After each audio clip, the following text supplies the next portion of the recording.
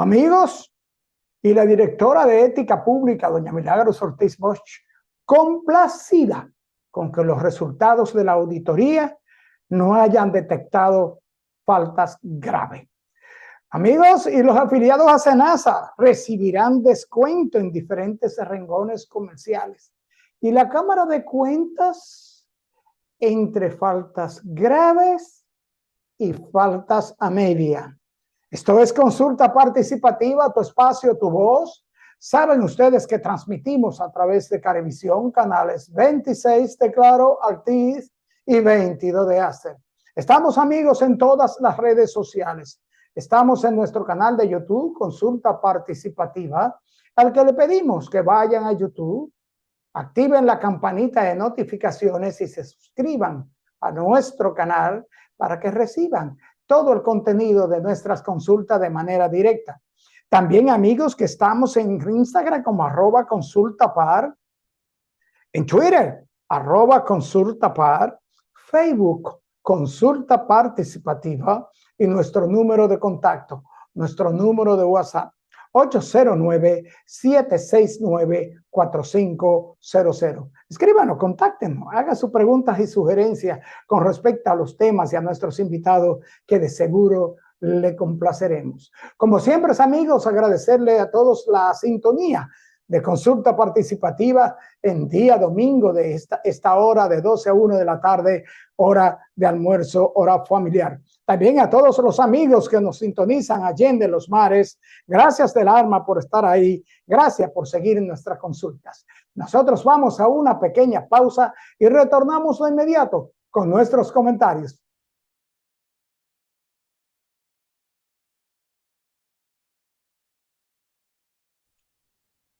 Amigos, y la directora de Ética e Integridad Gubernamental, la doctora Milagros Ortiz Bosch, se mostró complacida con los resultados de las auditorías realizadas por la Contraloría General de la República a varias instituciones del Estado.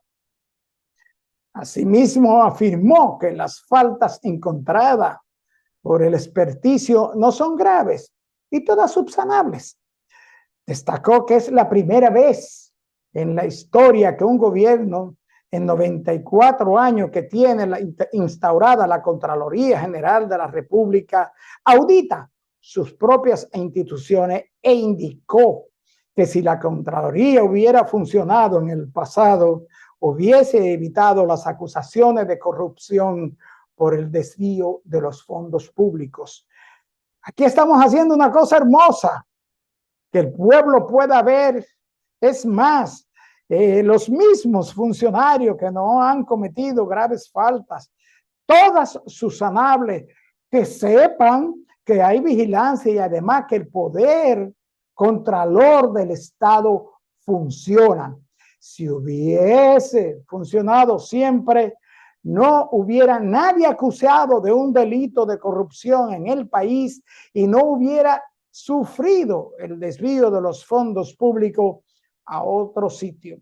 En este gobierno, el cumplimiento de las normas es fundamental, subrayó la doctora Ortiz Bosch a su llegada el miércoles pasado al Congreso Nacional, y explicó que los resultados de la auditoría se devuelven a la institución y las instituciones comienzan a subsanar y aplicar los correctivos del lugar.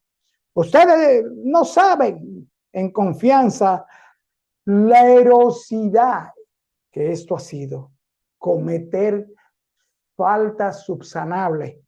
No sé, amigos, no sabemos, no tenemos mucho conocimiento, ayúdennos. Y cometer faltas satisface a un funcionario público y contratar a un individuo para que preste un servicio en una institución pública, pagarle el servicio y no prestarlo y nadie reclamarle la devolución de ese fondo público, es una falta que satisface. Y las faltas señaladas con dispendio de combustible, nombramientos, salarios, son faltas suaves, subsanables. Pensábamos que la autoridad encargada de vigilar y de que se cumplan las leyes, resoluciones y decretos en el país, reglamentos, no puede sentirse satisfecha con faltas leves y graves. Ejemplo, usted le da una pecosada a un niño, a una mujer, a un envejeciente, no es una falta grave. Grave si lo mata.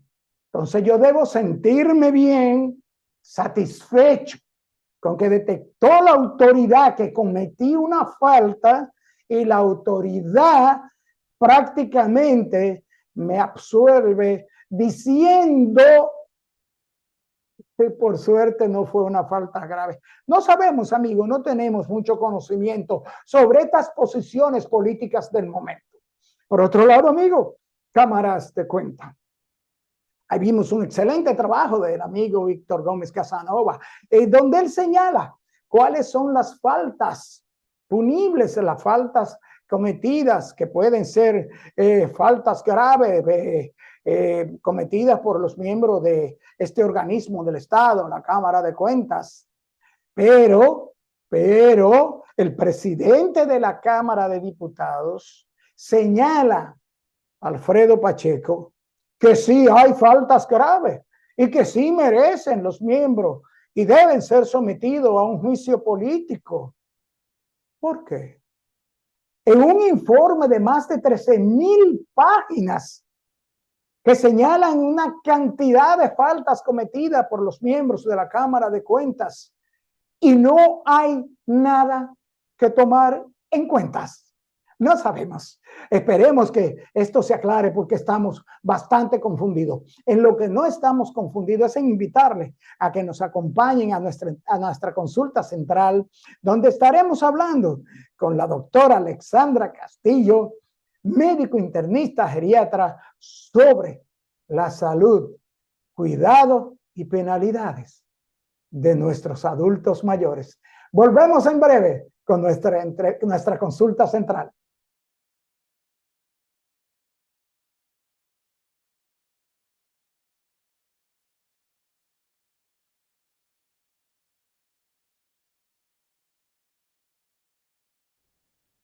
Bien, amigos televidentes, nos acompaña hoy en esta consulta un médico, una persona entregada a la salud de los que entran en lo que yo digo en el plano de ser menos notados. Médico, internista, geriatra, la doctora Alexandra Castillo. Bienvenida a su programa, doctora. No, gracias a usted por la oportunidad, como yo siempre digo, de poder hablar de geriatría, que es mi función, mi pasión, y que cada vez más debe ser notada, porque hacia allá es que vamos, si no queremos morir jóvenes. Así es, doctora. Y yo digo que vamos al plano los envejecientes, de los menos notados, por el asunto de que las personas que no tienen conciencia ni conocimiento, inclusive los estados, doctora, ven al envejeciente como alguien que cumplió su ciclo de vida, pero está respirando, está vivo, come, ríe, llora, sufre. Entonces, no sé qué es lo que pasa. Y a propósito de eso, doctora, mi primera pregunta es, ¿quién lleva al envejeciente al geriatra? ¿Es remitido por su médico de cabecera o es una decisión familiar de visitar con su pariente envejeciente al geriatra? Bueno, en la práctica, ¿verdad? Porque una cosa es en la práctica y otro lo que es mandatorio. En la práctica es por lo general el familiar que ya tiene un poco de conciencia en cuanto al manejo del adulto mayor y ha ido conociendo las ventajas de visitar al geriatra. Pero la mayoría de las veces es por decisión de los familiares o los cuidadores que llevan al adulto mayor al geriatra. Es muy raro cuando un adulto mayor dice, ok, llegué a los 65 años, debo iniciar mi consulta geriátrica. Al contrario, le huyen, pero eso sucede no porque son inducidos, no, no. Lo que pasa es que no hay cultura. En nuestro país, principalmente, no hay una cultura de saber que cada cosa tiene su momento, cada cosa tiene su lugar. Y así como, por ejemplo, los niños van a su pediatra porque no van a otro especialista. De hecho, si necesitan una subespecialidad, los infantes me refiero, si necesitan un cirujano, hay un cirujano pediátrico. Si necesitan un cardiólogo, hay un cardiólogo pediátrico. O sea, un niño no va a otro médico que no sea pediatra. Entonces, debería existir esa misma cultura para que el adulto mayor no deje de ir o no inicie su consulta con el geriatra, que debería ser quien ordene, quien dirija la evaluación médica de ese adulto mayor. Claro, debo aclarar que no significa que el geriatra va a desplazar a las otras especialidades, porque, por ejemplo, si hay que hacer una endoscopía, no la va a hacer el geriatra, la va a hacer el especialista de esa área, pero siempre y cuando el geriatra sea quien dirija esa orquesta, como decimos, va a ser favorable para ese adulto mayor. Y cuando el médico de cabecera remite o recomienda al paciente o al familiar del envejeciente que debe ver el geriatra. Si nos vamos a la práctica, por lo general, cuando ya el paciente ha sufrido múltiples procesos, es que llega donde el geriatra. No es la práctica común que nosotros como especialistas tomemos la decisión. Mira, ahora es turno de que un geriatra tome conducta ya por la edad o por la condición. Generalmente cuando los recibimos es porque ya los procesos que ha pasado, otros especialistas lo han manejado, lo han tratado y al final, mira, ve al geriatra ya, como el que resuelva. Esto, Aunque se oiga feo, en la práctica es así.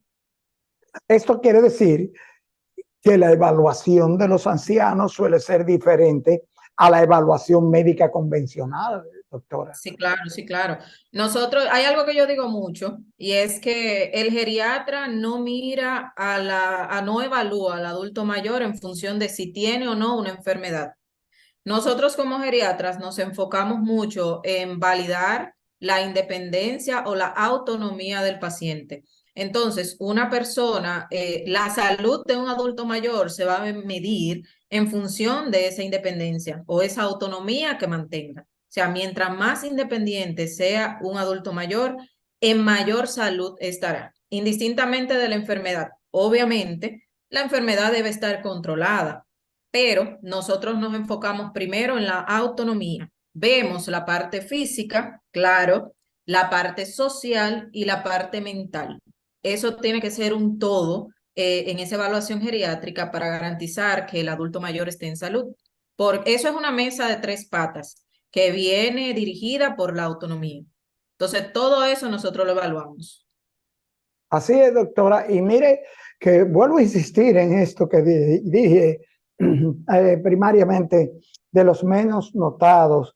Fíjese usted cómo hacen los gobiernos, la sociedad, todo el mundo enfoca su atención mayoritaria y primaria. Y entiendo que debe ser así, hacia la pediatría, hacia el tratamiento pediátrico del neonato, del niño hasta X edad.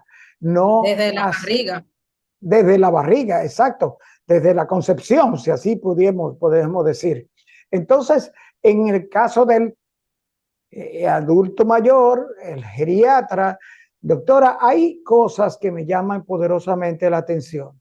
Mire, tenemos según unos números en nuestro país más de 1.200.000 envejecientes, más de 1.200.000 envejecientes.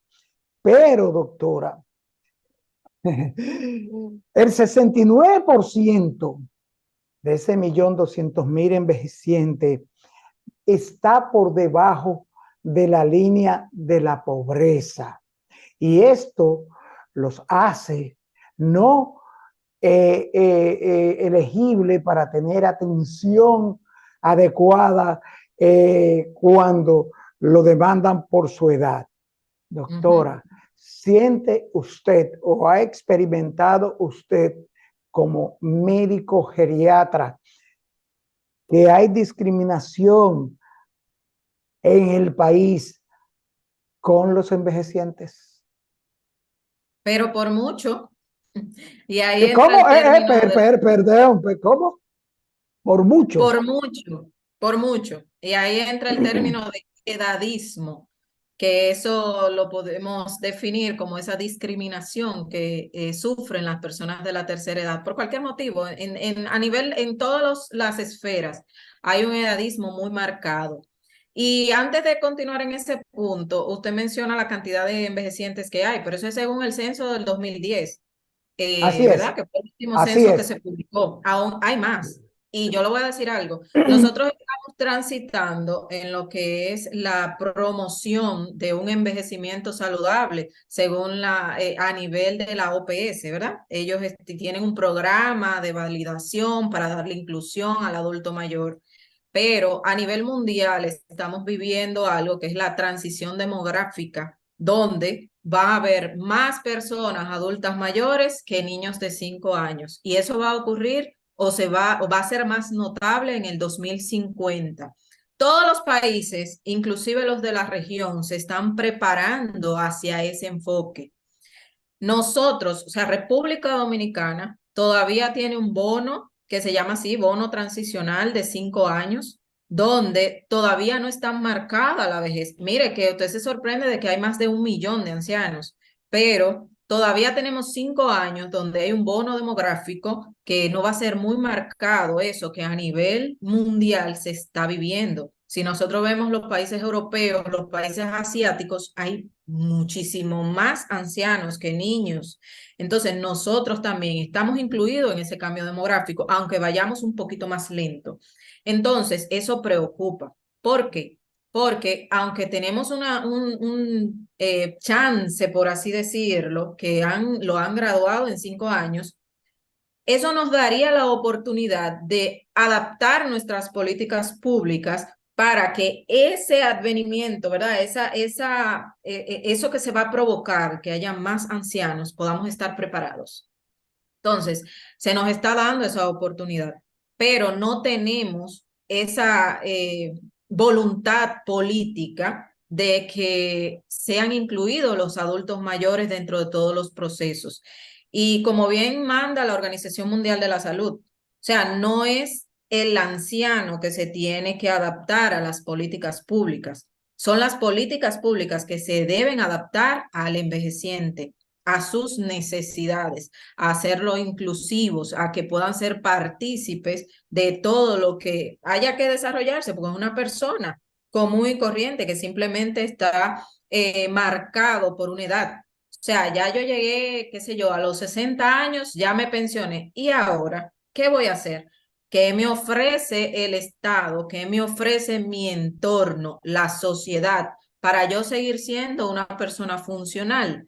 Como le decía anteriormente, si vamos a medir la salud según la independencia o la autonomía que tenga ese adulto mayor, ¿qué opciones le ofrecemos a esos adultos mayores para que puedan ser independientes? Entonces, ahí es donde radica el problema principal, que le estamos ofreciendo actualmente a esa población. Y cuando seamos más, ¿qué le vamos a ofrecer? Eso que usted señala, doctora, es muy cierto. Inclusive, la ley que creó el Consejo Nacional para el Envejeciente, el CONAPE, en uno de sus articulados, menciona los derechos fundamentales y dice y ratifica y reivindica los derechos del envejeciente, dándole vigencia que para crear las condiciones para promover y garantizar la protección social integral e inclusión social del envejeciente, doctor, y eso está Muy sucediendo. bonito. Muy bonita, la ley, miren, muy bonita. 352-98, o sea, nosotros desde el 98 tenemos una ley muy bonita, pero bonita en papeles, porque no se ejecuta. La misma ley dice que el adulto mayor, en uno de sus artículos dice que el adulto mayor tiene derecho a una consulta con su médico especialista, con el geriatra, pero solamente está en papeles. ¿Por qué? Porque nuestro sistema de salud no contempla a la especialidad de geriatría. No hay geriatras nombrados como tal. Los hospitales públicos, porque una cosa es en hospitales públicos, otra es en clínicas, porque en una clínica ya el médico que accede a la clínica, ya el paciente que tenga dinero o tenga su seguro va a tener acceso a ese médico. Pero la gran parte de imagínese usted que los ancianos se quedan sin seguro cuando llegan a la tercera edad. Entonces, nuestra salud pública no tiene contemplado al especialista de los envejecientes dentro de sus acápites. No, no hay plaza de geriatría, según nos dicen, porque no sabemos quién las crea, pero tampoco las hacen. Entonces, si ese adulto mayor no tiene acceso a su especialista, ¿cómo vamos a promover que ese adulto mayor sea socialmente incluido dentro de la sociedad? Entonces, la ley lo dice muy bonito. Tienen derecho a una consulta geriátrica, pero ¿cómo van a tener eso cumplimentado si no hay en el Sistema Nacional de Salud geriatras? Nosotros encontramos a algunos especialistas en geriatría nombrados como médicos generales, que no es lo mismo, porque una consulta geriátrica puede tomar hasta 1 hora y cuidado, sin más, pero en un hospital, ¿cuántos minutos dura una consulta cuando tú tienes en una mañana que ver 25 o 30 pacientes? Así es, doctora. Y a pesar de eso, la misma ley dice que hay que crear las condiciones para que todas las personas mayores participen como ciudadanos en la construcción de un proyecto colectivo Muy de lindo. equidad social. Oiga, Ajá, doctora, de equidad social. ajá, muy Y el bonito. CONAPE, pero y el CONAPE proporciona, trabaja, gestiona el cumplimiento de esa ley. Pasa con CONAPE que él se enfoca más desde el punto de vista social. Actualmente se puede decir que hay muchos de los acápites que socialmente CONAPE los suplementa, los supervisa y pues yo entiendo que está haciendo un trabajo desde el punto que le toca, aunque todavía falta mucho por hacer. ¿Por qué? Por lo menos desde el punto de partida de CONAPE, tiene médicos geriatras nombrados ya, que antes no existían. Y hay médicos geriatras que sí le están dando soporte en ese sentido. Hay algunos centros de día, que eso es más donde ellos se han enfocado, que ya tienen geriatras y pueden darle esa valoración a los que acuden allí. Pero todavía es muy mínimo. O sea, para lo que se avecina, que ya los otros países están viviendo y que nosotros vamos a vivir prontamente, es muy poco lo que se está haciendo. Debería hacerse mucho más. O sea, doctora, eso que usted señala y nos hace recordar que en nuestro país, cuando usted es jubilado, pensionado, se retira porque trabajó 30 años, 25 años, tiene 65, 63 años. Usted se va para su casa sin seguridad social y Y sin no ningún- hay el sistema, porque yo puedo irme pensionado y decir no, yo quiero conservar mi seguro contributivo, yo voy a sacrificar la poca pensión que me toca y voy a pagar mis coberturas, mi seguro, mi ARS. No hay ese sistema. ¿Y por qué el Estado no cumple con su rol en ese aspecto? Y aparte de lo que es lo social, lo de sociabilizar y que él se quiere mucho el viejito, el envejeciente, no le garantiza la salud, la alimentación y la paz que necesita el envejeciente luego de los avatares de la peor enfermedad, que es el Así es. calendario, doctora. Así es. Tristemente, yo decía en una ocasión, es difícil llegar a viejo en República Dominicana. Es difícil porque no encontramos quién es que va a tomar la batuta y va a decir, vamos a trabajar por los adultos mayores. Claro, sin descuidar los otros grupos etarios, porque debe ser un completivo. Pero lamentablemente los adultos mayores son excluidos en todas partes. Y algo que yo digo y que es fuerte, lo reconozco también, pero yo soy muy directa en ese sentido, y es que lamentablemente los políticos se acuerdan del anciano cuando van a votos, cuando hay elecciones. Y una de las tareas que les ponen a los políticos es hacerse una foto con un envejeciente. Todos los políticos tienen fotos con los envejecientes y luego que suben a la silla, no sé qué pasa. Pasamos al plano oculto. Doctora, vamos a una pausa.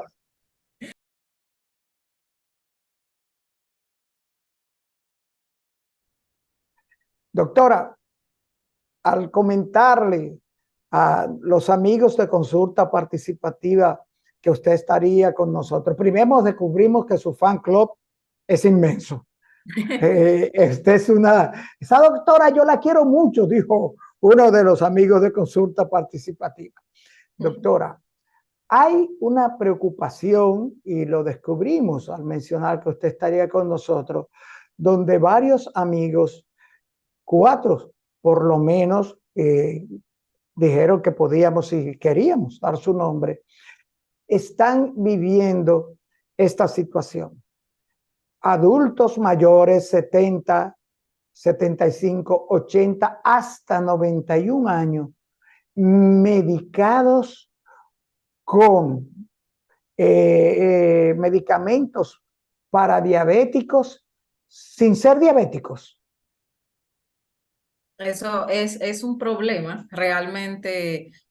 Por un lado, hay que tomar en cuenta, si es un paciente no diabético, sería muy extraño que después de los 80 años debute con diabetes. Eso sería Espere, poco extraño. repítamele eso a Tita. Escucha.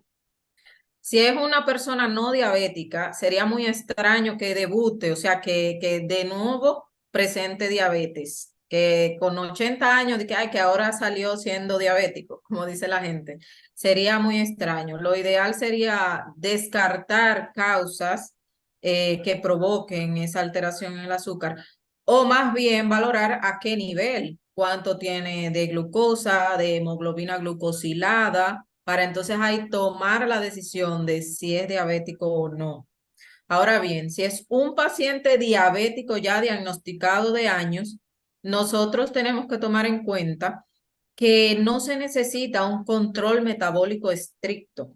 O sea, una persona diabética de años no es normal o no sería lo esperable que tenga 100 de glucosa. ¿Sabe? Entonces, el geriatra no busca que ese adulto mayor diabético tenga un control metabólico estricto, sino que hay ciertos rangos que son aceptables. Por ejemplo, una hemoglobina glucosilada, que en una persona el valor normal es hasta 6.0, en un diabético adulto mayor se puede aceptar en 7.5 y en 8, dependiendo de algunos casos. Entonces, hay que tomar y dejar dependiendo de la edad de la persona, de qué tiempo tenga sufriendo de su patología y su funcionalidad. Sí, pero a una persona no diabética yo les recomendaría que pase a hacerse una evaluación geriátrica integral para entonces saber si sí o si no. Bien, doctora, lo digo porque coincidencialmente los 4 casos que nos presentaron los amigos, ninguno ha dado en estudios previos a la prescripción de metformina, en este caso, en los 4 casos, ninguno dio, el que más alto dio en una curva de glicemia fue que tenía la 119, pero al levantarse en ayuna, su azúcar siempre está 100, 95, 105 y ha sido medicada. En el caso de esta señora de 91 años, tampoco. Su azúcar siempre amanece en 90, pero la medicaron con metformina. Entonces, hay que ver, Hay que ver. doctora, hay que ver porque realmente, esto digo yo, ¿será una moda o será que la metformina tiene algunas condiciones que favorecen a la salud del adulto mayor? Sí, ¿no? Y eso es muy delicado porque hay algo que le tememos mucho y es al síndrome de caídas, que son muchas veces secundario a medicamentos. Entonces, sí es, eso hay que valorarlo, porque una caída en un adulto mayor es peor que tener un poco el azúcar alta. O sea, eso tiene sentido, doctora. Una Sí, caída, es que con los adultos mayores casi todo tiene un efecto dominó, porque si un adulto mayor se cae, se puede fracturar. Casi siempre se fractura la cadera. Si se fractura la cadera, va a estar encamado. Si se encama, puede tener úlcera. Si se ulcera, se infecta. Y así sucesivamente, es un efecto dominó. Una sola cosa le causa todo, todos los síndromes geriátricos. Entonces, sí es bueno valorar la medicación para evitar esas situaciones. así es, doctora. Y mire que usted menciona en esta oportunidad con respecto al tema de la metformina y los valores glucémicos en los adultos mayores. Estos síndromes geriátricos, ¿cuáles son estos síndromes geriátricos y cuáles son los más peligrosos de estos síndromes geriátricos? Los síndromes geriátricos son prácticamente una gran parte del porqué de la geriatría, porque tienen alta prevalencia en el adulto mayor, pueden confluir con como le explicaba hace un momentito, un solo síndrome geriátrico puede provocar que se vaya de uno a otro. Entonces, nosotros siempre nos enfocamos en evitarlo, porque produce muchos efectos negativos en el adulto mayor.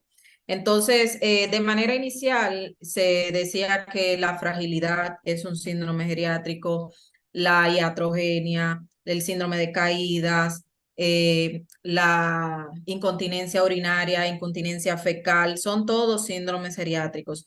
Casi todas las patologías en el adulto mayor producen un síndrome geriátrico. Ahí están también muy frecuentes la polifarmacia. Un adulto mayor por lo general toma muchos medicamentos y todos estos medicamentos provocan efectos negativos por varias razones. Primero, por la confluencia de todos esos componentes dentro del organismo del anciano y que en algunos puntos uno valora qué tan beneficioso es ponerle una dosis a un paciente o qué tan beneficioso sería retirarlo. Yo por eso digo que nosotros los geriatras somos desprescriptores oficiales sin faltarle respeto, ¿verdad? Obviamente a los colegas, pero uno valora en su justa dimensión qué le conviene a ese adulto mayor. Yo siempre pongo el caso de un paciente que yo tuve en una ocasión que tomaba 14 pastillas al día.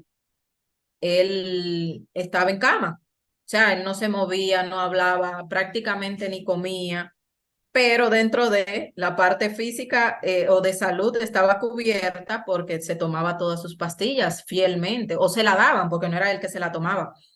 Y el único tratamiento que yo le di fue comenzar a retirarle alguna de esas pastillas, después de hacerle su valoración, lógico, ir descalándole esos medicamentos. Y la primera vez que ese señor me habló, yo me di un espanto porque nunca lo había escuchado hablar. Y actualmente ese señor se toma 4 pastillas y de eso hace 3 años, 3, 4 años que yo lo vi por primera vez. Y ese señor está totalmente funcional, prácticamente puede comer por sí solo, etcétera, habla con sus familiares y demás.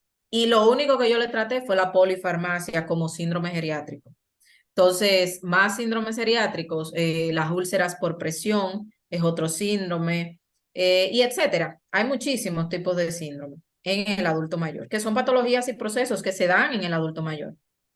Pero eso que usted señala, doctora, eso es muy importante, el asunto de medicamentos potencialmente inapropiados con el adulto mayor, porque no es lo mismo un organismo de un individuo de 40, 55, 50 años y que se tome un medicamento inapropiado porque se lo dijo un amigo. Yo me tomé una vastatina y me hizo un bien para el colesterol, pero un adulto mayor, un medicamento inapropiado puede significar la muerte. Pero claro, por supuesto que sí, muchas veces no se necesita. Mira, los efectos secundarios de la mala utilización de medicamentos son terribles en el anciano y no solamente prescritos. sino que nosotros somos muy dados a que el vecino tomó esto, ay, mire, tómese esto, que a mí me vino muy bien, y anexamos ese medicamento. Podemos ir al colmado y comprar antibióticos, comprar medicamentos al de libre venta, y eso le agrega mayor problema. Entonces, un adulto mayor que se tome 3 o 4 medicinas de uso continuo ya está en polifarmacia. Entonces, los efectos negativos de estas son muy graves en el adulto mayor, porque de hecho se desencadenan muchas cuestiones. Le decía hace un momento que la confluencia o la mezcla de todos esos medicamentos en el organismo trae un problema. Muchas veces hay efectos secundarios del medicamento que para colmo venimos y tratamos como un síntoma aparte y es provocado por un medicamento. Eso es terrible. Por ejemplo, se toma una pastilla X y esa pastilla, el efecto secundario es que le da mareos. Entonces acuden nuevamente a una consulta o donde el vecino, mire, tómese esa pastilla para quitarle los mareos. Entonces nosotros estamos medicando a un efecto secundario de una pastilla que se está tomando el adulto mayor.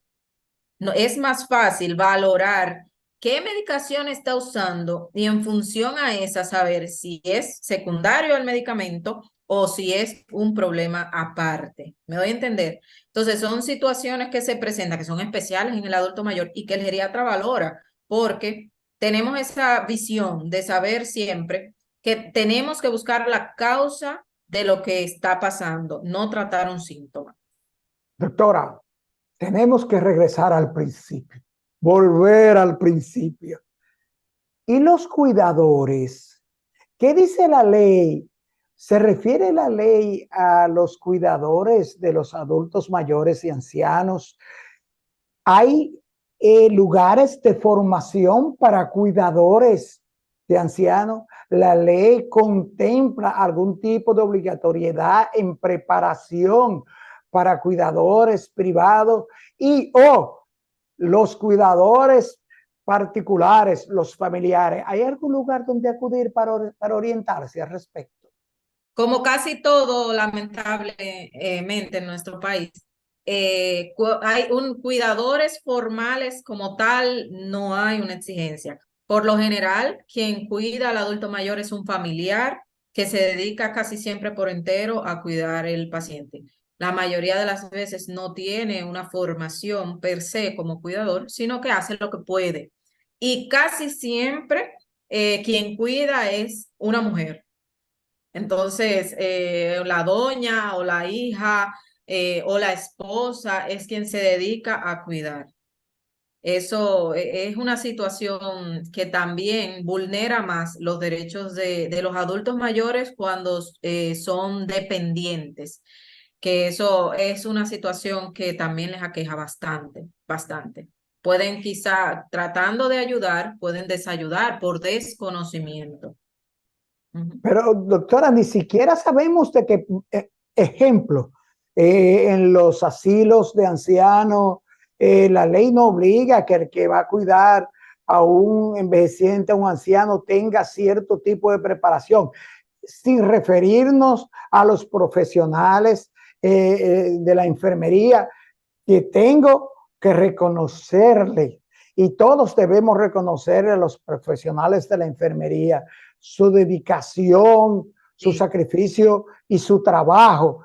Y me gusta mencionarlo porque ver estas enfermeras muchas veces con condiciones tan precarias de trabajo también pues mortifica. O sea, ni siquiera en los asilos de ancianos hay obligatoriedad, hay un protocolo, hay un catálogo de procedimientos para cuidar al adulto mayor.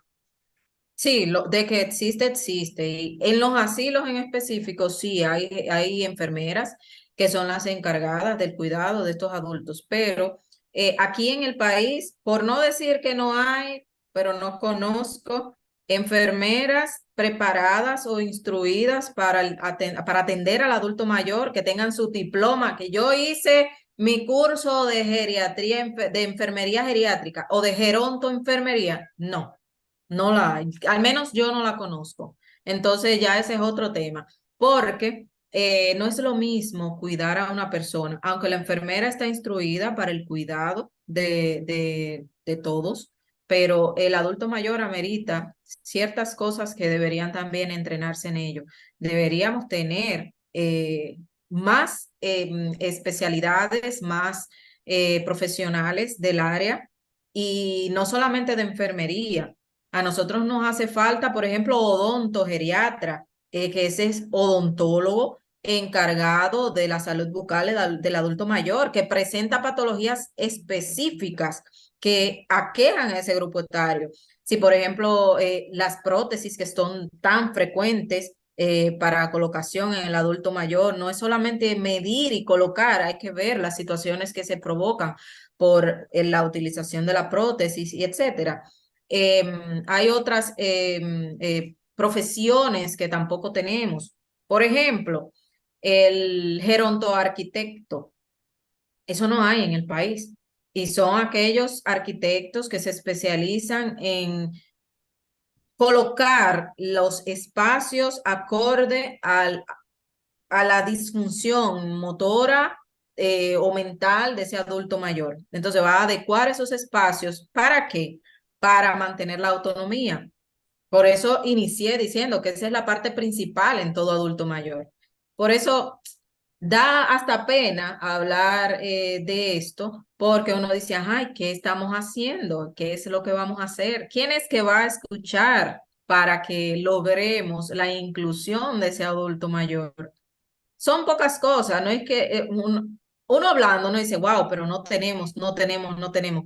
Pero hay que comenzar a tener disposición en hacer y comenzar con lo que tenemos. Aquí en el país, por lo menos, tenemos muchos geriatras ya. Tenemos 2 escuelas de geriatría que forman año tras año un grupo de especialistas en geriatría. Entonces, lo más fácil es, bueno, ya yo tengo los geriatras, déjame incluirlo en el sistema de salud para que me vayan valorando esa población y procurando que esos adultos mayores sean funcionales. Y de esta forma vamos a ir ganando espacio, vamos a ir ganando, porque a largo plazo eso es costo-beneficio para el Estado. Doctora, me están haciendo muchas señas, pero tenemos una pariente que quiere saber la hipersomnia en el adulto mayor, en el envejeciente, por ejemplo, en el caso de esta persona de 90 años. ¿Es la hipersomnia un riesgo de muerte o de manifestación de patologías en el adulto mayor? La hipersomnia como tal, como un diagnóstico especial o específico en el adulto mayor, sola es muy rara. Generalmente se da más en niños y adolescentes. La hipersomnia como tal. En el adulto mayor son provocadas casi en su mayoría por efectos secundarios a medicamentos. Hay otras causas que son menos frecuentes, pero que también pueden darse, como por ejemplo cuando una persona duerme de manera insuficiente o cuando una persona tiene sueños fragmentados. Por ejemplo, en los adultos mayores se da mucho que tiene que levantarse mucho a orinar al baño, que es provocado también por otras situaciones, pero es algo muy frecuente y eso puede provocar hipersomnia. Es decir, como no puede hacer un sueño corrido, completo o descansar totalmente en la noche, en el día se mantiene un poco asoñado y de hecho puede mantenerse en el día durmiendo. Pero ya vemos que es secundario a algo, ¿no? Y una hipersomnia per se. Algunas enfermedades pueden provocar hipersomnia, enfermedades por lo general cerebrales como la encefalitis, puede haber los traumas craneales, pueden provocarlo también. Si el paciente tiene apnea de sueño, eso también puede provocársela, en fin. Pero vuelvo, insisto, lo más frecuente que provocaría esa hipersomnia o el sueño excesivo en un adulto mayor, siempre hay que averiguar de primero la parte de los fármacos, de qué medicina se está usando. Nosotros en nuestro haber, ¿verdad? En nuestra práctica, vemos el uso común que tienen cierto tipo de medicamentos que son las benzodiazepinas. En el adulto mayor son muy recomendadas y esto provoca este trastorno, la hipersomnia. Ese en específico es quien más lo provoca.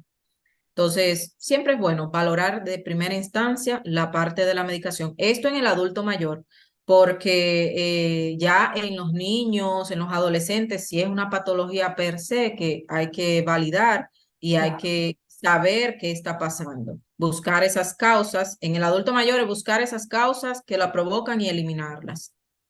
Bien, doctora, nos están haciendo muchas señas, pero no podíamos dejar de orientar y complacer a estos amigos que nos siguen en consulta participativa y que están preocupados por sus viejitos.